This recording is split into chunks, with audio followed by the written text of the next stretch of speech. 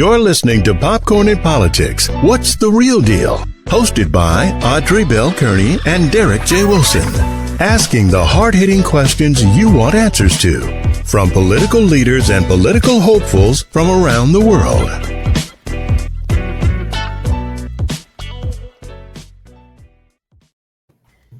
Good afternoon, and welcome to another edition of Popcorn and Politics. I'm your host, Audrey Bell Kearney, along with my co-host, Derek J. Wilson, and a political candidate and hopeful today, Mr. Wade Herring. Thank you so much for joining me, fellas. Thank you. Very welcome, very welcome. So we got a good show for you today. You know, our election season is creeping up on us. Time does not wait, so we'll be right into the primaries real soon. So as we move forward, we're going to keep bringing you great candidates to share their platform with you and why you should vote for them. And I'm happy to have Mr. Herring here with us today. But before we get into that, I know Derek got some things he want to say about the whole January 6th. We just had I call it National Insurrection Day. I know I'm just being politically not correct, but that's what I see it as, National Insurrection Day. You know, every day on my show, Good Morning Gwinnett, I announce a national holiday. So that's when I added to the calendar, National Insurrection Day. Day. Yeah, I know, right? Yeah, it's definitely disappointing that we had to witness that last year, especially a day after that. We just especially here in Georgia, where we just elected our first ever black U.S. senator, and then John Ossoff won. And then the next day you have an insurrection where they just go destroy the Capitol. And it was definitely heartbreaking. But not yesterday, January 6th marked the 1 year anniversary where the insurrection happened. Trump still refuses to accept any form of responsibility for his involvement or inciting of that insurrection. President Biden called him out in a speech to mark the anniversary, but it was a somber day. We did lose. I want to say at least I know one police officer was killed, and several others was injured. It was just a sad day, and a day to remember, a day to know what can happen when you allow democracy to falter like it almost did. And so I'm grateful, and might be the only time that you will ever hear me say these words, but I'm grateful that that Governor Kemp and Secretary of State stood up to President Trump and didn't allow him to I don't want to say steal the election, but didn't allow him to have the results change. So I'm grateful for them for at least having the integrity to do that much. But the decency, yeah. Yeah. Because so many people back down, and what's crazy for me, and I'm still trying to wrap my head around that. It's almost like he has like a folder with everybody's name in it, and it's saying if you say something, I'm gonna pull this folder out on you. That's what I feel like I was in a bad version of Scandal, right? And Yeah. B613 had everybody's folder waiting to pull it out. That's how I felt. So y'all know I was deep into Scandal. If y'all remember B613, you also watch Scandal. No, I never got into Scandal. I always watch, semi-real political shows, West Wing, But House trust me, of if you had Cards. watched that, it felt like a episode on Scandal, that whole last 2020. So but anyway, that's neither here nor there. Here nor there. We got our own scandals right here in America most of the time. But anyway, so listen, we have a great guest here today. He is running for the Congressional District 1011 in Georgia, and that's the Savannah area. Wade, welcome to the show. What areas does the Congressional District 1 cover? So thank you for having me here. Yes, I'm running for Congress for the 1st District of Georgia. It's 15 counties from the South Carolina line all the way down to the Florida line. Some names that your listeners in the Atlanta area will know are Savannah, of course, Chatham County, Brunswick, that's Glenn County, St. Mary's, Camden County, Hinesville, Liberty County. But it's 15 counties. It encompasses the entire coast. So all of the barrier islands, the Altamaha River Basin, the Savannah River, and of course the port, 3 military bases. So it's a very, very important district. for our state, but also for our nation. Now, does that include Dougherty County? Is that outside of the district, Dougherty County, Albany, Georgia? No, Albany is too far west, so it does not include Albany. Okay. It would include Waycross. It would include Baxley. Hmm. Baxley is Appling County. That's about as far west as we get. Okay. Okay. Okay. So you decided to run. What made you decide to take on this challenge? Because I give applause to most people who get into politics. Because I thought about dabbling myself way, and I didn't think I was ready just yet. Derek, he has done it a couple of times, and I've been kind of right alongside him, and I said to myself, I don't know if I'm cut out for that. What made you decide to take this leap? January 6th is what made me decide to take this leap. So, Wow. uh, January 1st of last year, I was in my 36th year of law practice. I've typically worked with smaller to medium sized businesses, helping them not only follow the law, but also to do the right thing. The past year and a half, that's been dealing with the problems of COVID primarily, and also of issues of racial justice as we confronted those in our society, but also in our workplace. And then came January the 6th. And as Derek was saying, and as you were saying, it was hard to believe that that was happening in our country. It was shocking. It was disappointing. It made me sad. It made me angry. I left work early that day. I couldn't stay focused on my work, and my wife and I sat on the couch at home watching the television set, wondering what was going to happen next in our country.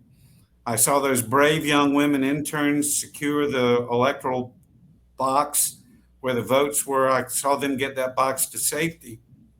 But then I saw six representatives from the state of Georgia, including the incumbent for the first district, Buddy Carter, stand up to overturn the election after we'd had that riot in the Capitol. And Wow. I decided then that could not stand. It was a fundamental violation of their oath of office, and that I was going to have to do something and get off the sidelines for our country. And that's why I'm running. Wow. So there were a lot of people who took an oath for this country that seems to have forgotten that oath. They seem to have forgot that they stood up, raised their hand, and vowed that we were one nation under God.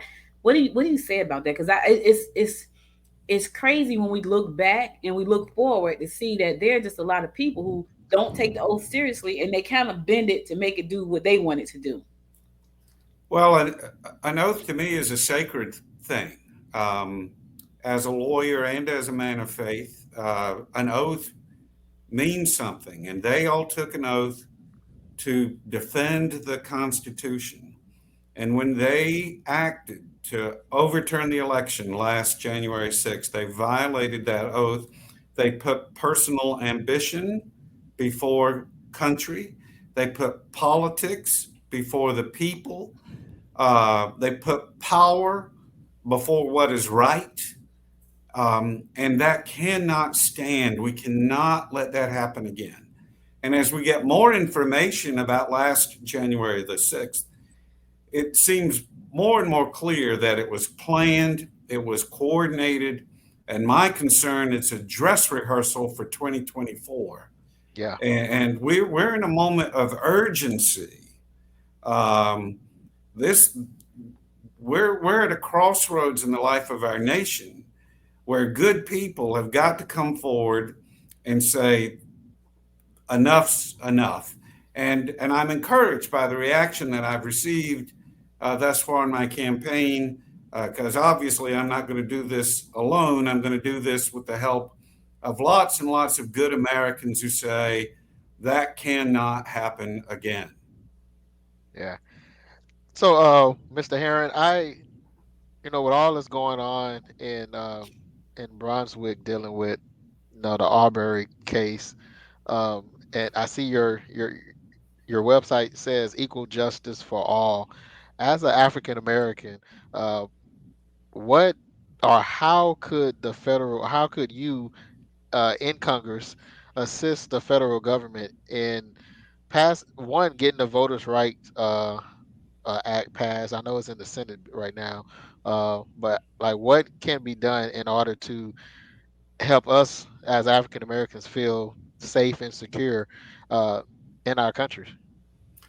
Well, first, we need to acknowledge the reality of the history of our country.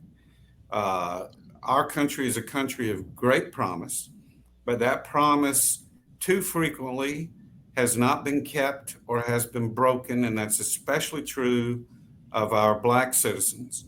As tragic as the Arbery case was, it does give me some hope that the justice system works the way it's supposed to, and then those three men are going to be tried beginning next month in federal court for hate crimes.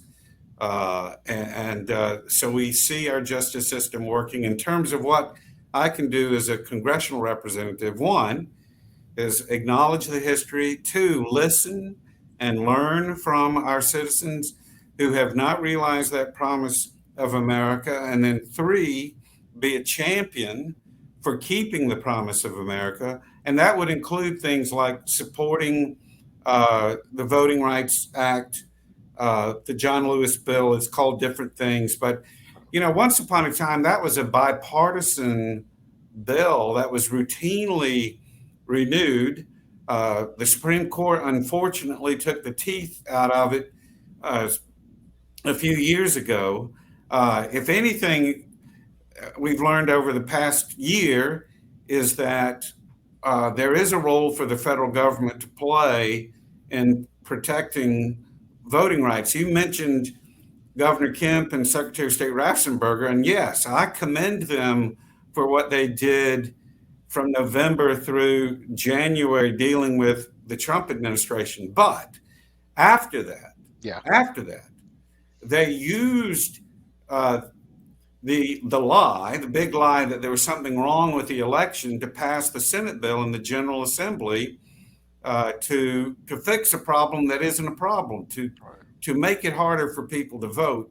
And so, yes, we do need federal legislation on voting rights, and we need members of Congress from Georgia who are willing to stand up and say there's a role for the federal government here. Why why do you think we have to keep renewing a act, and why isn't it something that's, at this point, it should be an amendment? Because, like, why do we have to keep renewing our right to vote? Well, again, unfortunately, the Supreme Court took away the enforcement mechanism through the Department of Justice. Yeah. So Congress has to respond to that Supreme Court opinion, to uh, to respond to that Supreme Court concern, to fix the legislation.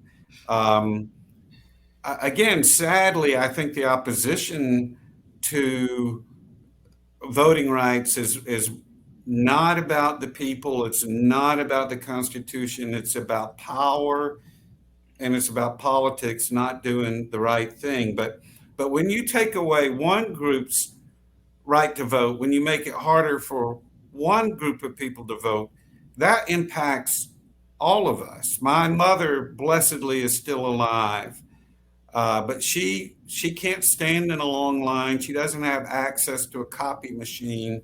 So the Right. requirement that she send in a copy of her ID with her absentee ballot, they've made it harder for my mother to vote, and that's wrong. That shouldn't be. So when you make it hard for one group of people to vote, you impact all Americans' right to vote, and we all need to stand up and say that's wrong. Let's fix this. And I do remember at one point, I don't know if it was in Georgia, but I do know remember at one point a state was requiring uh, your birth certificate if you weren't able to provide, your ID. And so that's not an issue for people who was born in hospitals, but as people who are could possibly be 65 and older African Americans, they were born in houses with midwives, or the record keeping was horrible. Because if anybody ever tried to get on ancestry.com and find their history, the record keeping was horrible for African Americans back in the early 1900s. Uh, that sounds so far away, but back in the 1940s and 20s, and so. Those are measures in particularly put in place to make it totally different, difficult for minorities. And then I didn't even think about the elderly aspect of it. So thank you for bringing that to the forefront, because I mean that does make it different. Whether you're black, white, or whatever, the elderly, it does make it difficult for them to vote when they are Absolutely. reliable on that mail-in ballot. You know, it's So we sad. know that that's an issue. What are some solutions that we can? Because as I think about that, as you said that, part of me was saying, well, let's get portable copy machines and go around and make sure we can make a copy at the door. That's I'm thinking like outside of the box. What do you think some of the solutions would be to those who cannot get out and vote, for those who don't have access to a copy machine and all of the things that are being required for them to be able to cast the ballot? Well, I think voter education is going to be more important than ever. I hear people from all walks of life and of all ages say, well, my vote doesn't matter. Again, one of the positive lessons of the last election, especially here in Georgia, is your vote makes a difference. The President Biden carried the state by about 11,000 votes or so. The margins for Senator Warnock and Senator Ossoff were not as big as we would have liked them to be, but we in Georgia made history in 2020, and so your vote makes a difference. Voter education will be a big part of it, and that old-fashioned grassroots, the churches and the neighborhoods, getting people to the polls. That's as modern as we are with all our technology. Those old-fashioned approaches, I think, are going to be real important. But of course, the voters have got to be excited to say my vote makes a difference. And my goodness, if we haven't learned that over the last 4 years, I don't know when we're going to learn it. Our votes make a difference. I Yes. think we have. I think for a lot of us, we've seen what a vote can really do. I think that just going forward, we just have to be a little bit creative and making sure that the voters get to the ballots and they have access. Because I think about, for me, before my mom passed away, she couldn't get out and vote either. So I would take the ballot to the outside drop box, but if they put the boxes on the inside of the building and close the building, that's another issue. So we're gonna have to get creative and making sure people get to the ballots, even if we got to go around and pick up ballots. Like, hey, listen, we got to pick up at 12 o'clock. We're coming to get your ballot. So, making sure that your ballot is out there. Now, you are running for the district, which is it's a very large district, 15 counties. That's a lot. Yeah. What are some of the issues that you've seen in that district that you want to make sure that you, if elected, you can go in there and do something about? Well, we've already talked about voting rights, but that is number one. If you don't have the right to vote, then you don't have a voice, and the rest of it almost doesn't matter. So that's number one.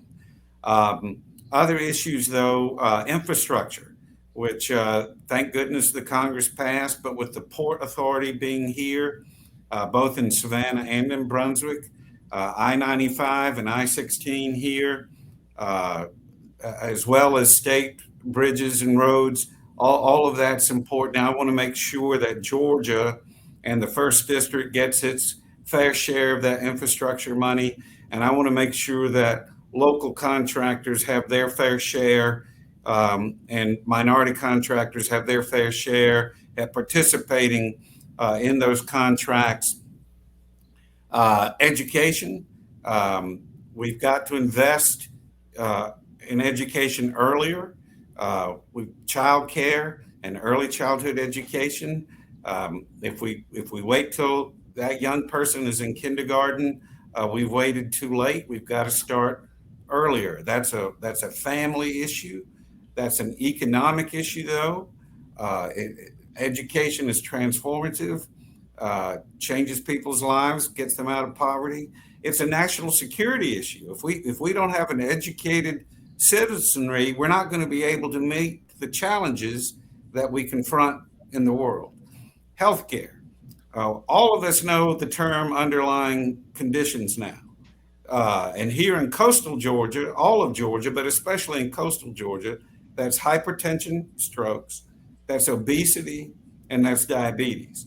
So we've got to educate people earlier in their lives and get them access to affordable health care early in their lives so that they're healthier. And again, that's a family issue, it's a human rights issue, it's an economic issue. If you've lost a limb due to diabetes, you're not going to be in the workforce and you're not going to be able to help your family. Um, and the other one that's important, especially here on the coast, is environment. Let's admit the reality of climate change. We've seen more serious hurricanes hitting our coast.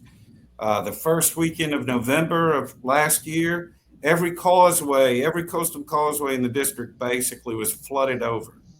That, Wow. that didn't used to happen. We've got to get ready for what's coming already, and we've got to mitigate to the extent we can against future harm in the environment. And we've got to protect this special way of life that we have here on the coast, which is why people want to live on the coast and why people want to visit the coast. So voting, healthcare, infrastructure, education, and our environment. There would be other issues, but those would be my top issues and my top priorities. I just want to So, ask you a question about the infrastructure as it pertains to minorities. A lot of times when minorities go for government contracts, there's always a lot of red tape for them. Are you planning on putting parameters in place that will allow them to be able to have access to those resources easily, or at least the training on how to get them? Because I know for many of us small business owners who are minorities, that's always a hurdle, huge hurdles for us to jump over. And so, and I know that the resources are out there, but they're not always readily available for us to to get that information. right. Right. No, and that's the one reason I mentioned it because I recognize that shortfall. So I think what you think about what a congressional representative is, that's the senior person in the legislature anyway for that district. So that person should be an advocate for the people and the businesses of that district and should make sure that they get the information that they need. So, yes, I would want to make sure that all businesses, but especially our minority businesses and our local businesses, uh, get that information that they need and have access to put in that bid. Okay. Now, as far as healthcare, as you know, within the last week or two, uh, the Biden administration rightfully rejected the Kemp requirement that people had to have employment in order to receive the Medicaid, the work requirement. Uh, I do know that currently, right now, the Congress is trying to find a federal workaround the states that refuse to expand Medicaid in the area. As we know, Georgia is one of the highest states, uh, highest amongst a whole lot of bad things, the highest of the most uninsured in the country. You know, Georgia is one of those states, the highest of COVID related deaths. Georgia is one of those states. Georgia has closed in the top percentage of the most rural hospitals, uh, and so, how is the federal government, or how do you see the federal government stepping in and helping the to stop to stop those, to turn the tide into becoming one of the most insured states, one of the, we can't go back on COVID, but to make it so now that you know we have things in place and help these fundings for the hospitals if the state is continuing to refuse for political reasons, continue to refuse to you know, do things, accept the federal funding and accept programs because they're coming from a Democrat. Right. Well, and I'm glad you brought that up. I share your concern about why Georgia is one of 12 states that has refused to expand Medicaid. I know that's been a priority for Senators Warnock and Ossoff to use federal legislation to require Georgia to expand it. I agree with you that the Biden administration rightfully rejected the Kemp proposal, which supposedly expanded Medicaid, but tied to work. Again, the pandemic has taught us many lessons. If your insurance, your health insurance system cannot be tied exclusively to work, March of 2020, when the pandemic shut us all down, hundreds of thousands of people lost their jobs and lost their health insurance. Um, Yep. so to require an expansion tied to work after that experience simply doesn't make any sense at all. Now, on the good news,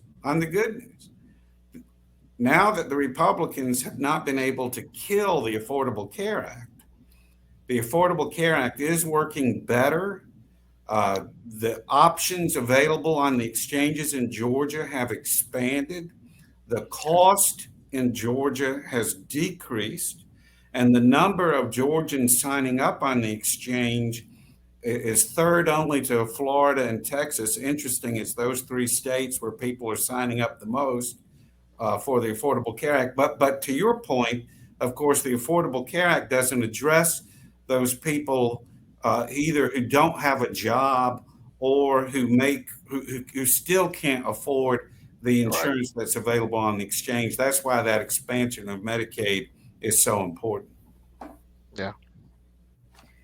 Now you All right. mentioned education, pre-K kindergarten, things like that. There are a lot of parents out there right now who would love to have, be able to send their kids to pre-K, but they can't. So do you see yourself getting a lot of pushback when it's time to move kindergarten to that forefront? Because we've heard people say they don't need it, it's too early, keep them in daycare. We've heard that said. My daughter, I have a granddaughter who's about to be 3 years old, and my daughter would love to send her to pre-K, but not she can't do it. Right. Now, no, Well, again, I think this is a common sense issue and it's a family issue. Um, I've got my first grandchild. He was born December 30. But congratulations. Congratulations. thank you. But one of the hardest things to be is a young parent with young children. That's hard. And Yeah. a lot of young people in our nation are saying, you know what? That's not for me. That's too hard. That's too expensive. I don't live near mom and daddy and grandmama. I've got to do this on my own. We've got a declining birth rate in the United States. Wow. Again, it's not just a family issue, it's a national security issue. It's an economic issue.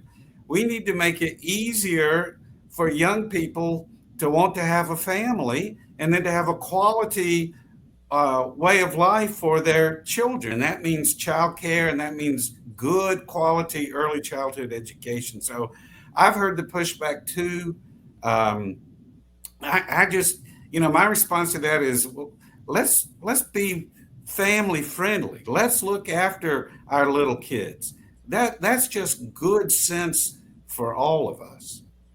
And It's so also, we all. Oh, I apologize. Oh, I just want to say it real quick. So funny you say that because my daughter has one, and she's already said she's not having any more. I'm done. And I was like, you gotta have yeah. like one more. She's like, I'm done.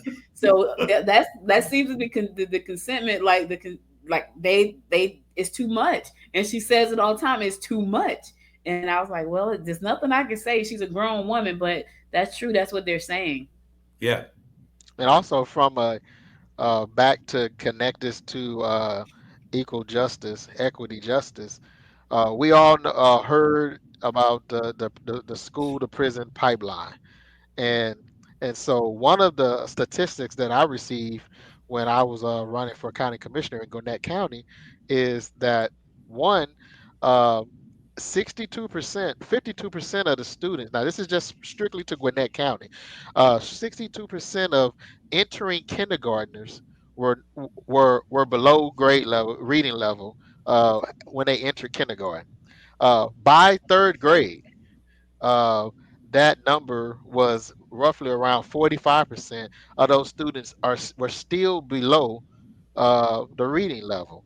And we all know third grade, and the reason why third grade is relevant because that's the when they start doing the standardized testing, and the standardized testing has been linked directly to the school to prison pipeline. That's how they determine how, when to build another prison and how many beds that's required in that system. And when when when brought to the forefront in Gwinnett County at that time, the superintendent, his comments was, the parents are the first teachers and parents, and which is true. But like you said, if I'm working 2 or 3 jobs trying to provide a roof and some food, it'll be beneficial for the parents to be able to have their child not just in a daycare, but in a early childhood facility where the child is actually being taught. And I want to say it tied to is definitely tied to, in my opinion, low income and minorities, because and I say in minorities because, as we know, a large number of minorities are it falls in that bracket. But if you so happen to be a minority that's not in the low income, you can afford to send your child to a private school where they're learning at 2 and 3 and 4 years old before they get into public school. And so, my question is, how can the federal, because the federal government provides that through the Department of Health and Human Services. They provide the grants for uh, uh, early childhood education. And so my question is, how could um, you, as a congressional person, the highest legislator in your district, how could you convince areas in your district that early childhood is needed, and there's funds available for that early childhood and pre-K, to be honest? Well, I think anybody who's awake and paying attention knows that we've got a crisis in early childhood education. I have represented some child care centers over the years. The people who are in that business, and it is a business, but they're not making any money at it. It's a calling. It's a calling for them to take care of those young children. The workers in childcare make very, very low hourly salaries for the most part. And then COVID has made all of that Yeah. worse. So if you're a parent, if you're a grandparent, if you got a niece or nephew, you know firsthand that childhood education and childcare in this country, we're at a crisis, and that we've got to fix it. You mentioned third grade. My wife is a former school teacher. If that child isn't on track by third grade, it is really, really hard, not impossible, but really, really hard to get that child back on track. And you're right. Policymakers look at those third grade stats, not just for things like prisons, but also where are we going to put a new business? So Yeah. one more time, it's a family issue, but it's also an economic issue, and it's just a common sense and decency issue. We've got to make it easier for our young families uh, to have those children and raise those children the right way. That's scary though. Third grade. Third grade. That's That is scary. very Third scary. grade. Like, not only that, based on the education of a third grader determines whether or not a business comes into an area. That sounds crazy, but I guess Yeah, that's how it is. Yeah. yeah, that's Well, sad. that would, when someone says it's too early, to think about pre-K, or it's too early to think about quality childcare. Um, that would be part of my response is let's do the right thing. Come on, folks. But part of it is okay. Let's look at the facts. Let's look at the data.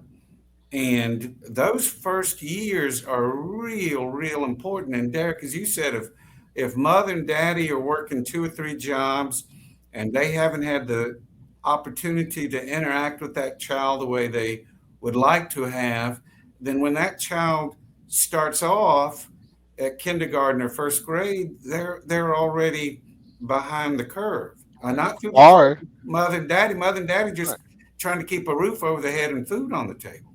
Or if mom and dad didn't get the proper education, Right. you know. A lot of us, well, like in my gen, I guess millennials, as we can say, a lot of us was unfortunately was probably raised by grandma, or a lot of people, period, are raised by grandma. My grandma had a sixth grade education. She was wise as all outdoors, but again, she had a sixth grade education. Fortunately enough, majority of her kids end up with college degrees. And then so I had, but you know, it takes it takes it takes the my grandma, who with a sixth grade education, she was smart enough to know that her kids needed an education. And so, but the opportunity was there. She was able to send her kids to the different schools, early childhood education, and this and like that. And so, it's definitely needed. The parents are the first teacher, but also if the parent has any type of education, learning disability, all that's doing is continuing the cycle, you know, which we need to break. Right. So speaking of that, so a lot of parents work two jobs, three jobs, come home late, tired. Are there any after school programs in the area that can help alleviate some of that pressure so these kids will have somewhere to go until the parents come home, or they can go somewhere and get their homework so when they do go home, eat and go to bed because both parents and the child are probably tired by then.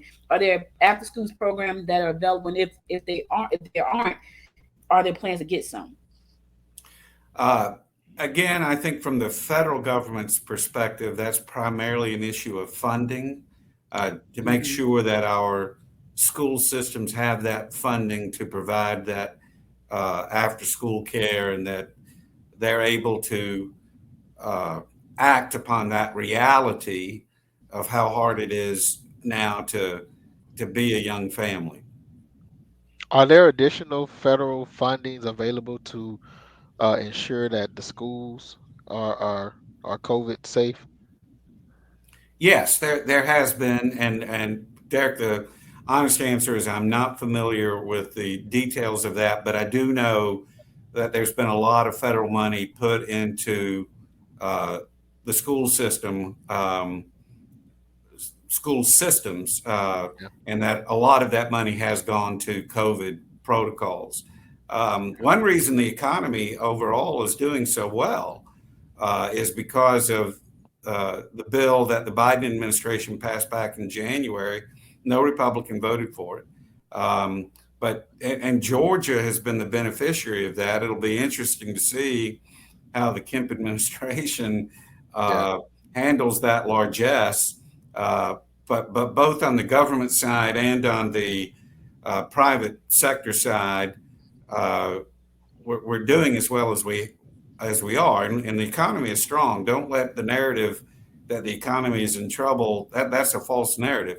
But one reason the economy is doing as well as it has is because of the Rescue Act that passed last January. So as you Speaking of, enter into, oh, sorry, go ahead, go ahead, go ahead. as you enter into, because we're speaking it, as you enter into office next January, how would you approach that, knowing that uh, at this in this day and age, reaching across the aisle is virtually almost impossible because the other side is refusing to work with each other. So how would you approach that, and how are your plans, or how do you plan to get your ideas into laws or into initiatives that will become successful? Well, I recognize that the partisan divide is large. Um, I'm a believer in trying to find common solutions. When the other side, though, uh, turns its back on you and walks away, that's a pretty tough situation to work with. I would say this, Derek, it starts one step at a time. And I know maybe that sounds naive and cliche, but one reason I'm running is because we know where we are right now is not working. Right. We all feel that. And I don't care if you're Republican, Democrat, not political at all. We all can feel in our bones that where we are right now is not working and that we're in trouble. Now, they say the definition of insanity is to keep doing the same thing over and over again and expecting a different result. Let's stop. Let's stop doing the same thing over and over again. Let's try something different. Everybody talks about now that I've entered this, I am a politician. I acknowledge that. But I'm not a career politician. Right. I've already had a career. Um, you know, everyone talks about how bad career politicians are for our system. Okay, let's quit electing career politicians. The incumbent in my district is a career politician. Let's send him home and let's try something different. Let's try someone who's a demonstrated problem solver, someone who's a demonstrated listener, someone who's willing to compromise. I've been married for 39 years. I am willing to compromise. Know a little bit about compromising. Yeah. So, Anybody who's married for a period of time. Time, yeah. yeah. So, but Derek, you're right. We're in a bad place, and the other side makes it really hard uh, because their idea of compromise is to turn around and walk away, and All right. that's tough. But let's give it a try. So So wait, one follow up on that. Sorry, one Okay. follow up. So, like you said, the cycle. So every time the Republicans are in charge, Democrats negotiate. Democrats compromise. And every time the Democrats get in charge, Republicans is like, nope, not interested, and walk away. The question is, like you say, we as Democrats continue, you know, doing the same thing and expect something different. And so my question is, of course, obviously we can't stoop to that level, but like for someone like me and other voters who get upset when when we see Democrats not bending, but they're willing to compromise. Perfect example. Democrats voted for the CARES Act. No Republican voted for the American Rescue Act. And it's like, how what can Democrats do to not influence but to convince Republicans that party is not first. Is country first. Like how can we get back to that? As much as I did not like Bob Dole and John McCain, I can honestly say I'd rather we go back to those Republicans than what we have now. It's just horrible because at least they was willing to have some type of common sense at some point and compromise and come to the table. So just that's my little soapbox. Sorry. Well, I think the real effort has got to be with the American people. Yeah. Um, I think for the political Republican in office, and I don't want to say 100%, but for a lot of them, it's become about staying in power Yeah. before the people, before the country. So I think what Democrats have got to do is to appeal to the American people. We can do a better job with our messaging. And then again, I think most Americans of all walks of life recognize and understand we're not in a good place right now. And so if that's the way you feel, you got to go vote. You got to Yeah. show up on election day and you got to vote. And you got to vote for somebody who's willing to say, this can't continue. We've got to make a change. All right. And stop voting against I, your what's the word we look? Or do we talk about it all the time when people vote I was just against? about to talk about it. Yeah. I was just about Okay. to talk about that was what I was trying to talk about because here's my thing.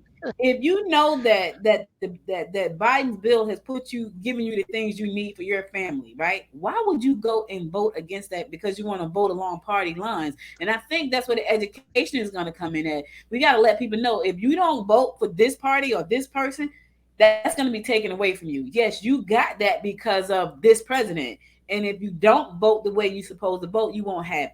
Or chances are you could lose it. So I think that's where the educational piece come in at because a lot of times I think people just vote along party lines, not Yeah. understanding that the Obama Act was really the CARES Act, right? But because all they heard was Obama, they missed the fact that it was the Affordable Care Act. So I think the more education that they get on that, that helps those who are fighting for them, like really, really fighting for them, get their message out there and say, listen, this is what you have right now. And if you go this way, this is what you won't have. And I think that's going to be Yeah. important to all across the board for all of the candidates who are running for office. Yeah. Right. Well, and the thing that I would add to that is, as we talk to the voters and as we talk to our friends and as we talk to our neighbors, let's stop making decisions based on fear. Let's stop Mm-hmm. making decisions based on anger. Let's make decisions that are based upon what's good for our neighbors and our families and the people we see in the grocery store and the people we see at church. Let's make decisions based on those things. And when certain politicians and certain pundits try to distract us with these divisive terms that don't have any substance, with Yeah. these divisive claims that don't have any facts, let's take a deep breath and say, what's going to be best for America? Um, that we're in a funny place where people say the way to make America better is to make America angry and divided and looking backward. That's not the promise of America. The promise of America is for a better tomorrow. The promise of America is that together we can make a more perfect union. Yeah. That's the promise of America. The promise of America is that we can reinvent ourselves. That's when America. That's when America is great. The promise of America is when all of us have a seat at the table. That's when America is great, and that's what we've got to remind ourselves of, and remind our neighbors and our friends. Let's not give into that fear and anger. Let's give into the hope and the hard work that has always been part of the American dream. Yeah. Well, that was a good note to end it on. So thank you so much. How can people reach out to you to support the campaign and to support you as a candidate? Thank you. We've got a website. It's wadeherringforcongress.com. We tried to make that easy. We've got our positions posted. And of course, if you want to donate, we'll accept that. And tell your friends, tell your family, whether you're in the district or not, let people know that someone's trying to make a change.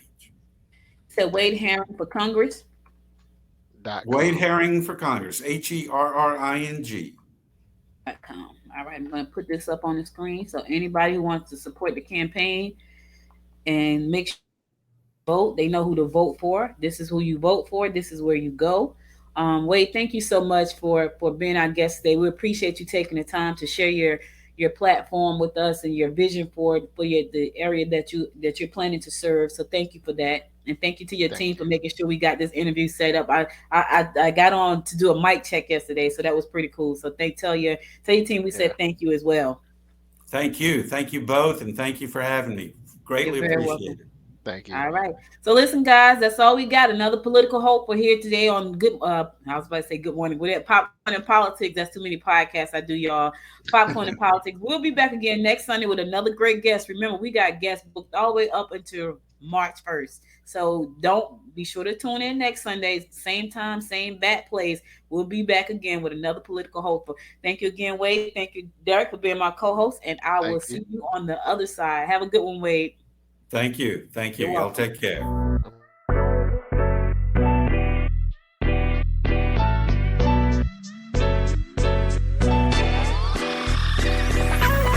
You've been listening to Popcorn in Politics. What's the Real Deal? Hosted by Audrey Bell Kearney and Derek J. Wilson. Be sure to subscribe to the show and share it with your family and friends. To support the show, visit us on the web at www.popcorninpolitics.com. Connect with us on Facebook at Progressive Popcorn and on Instagram at Popcorn Politics Podcast.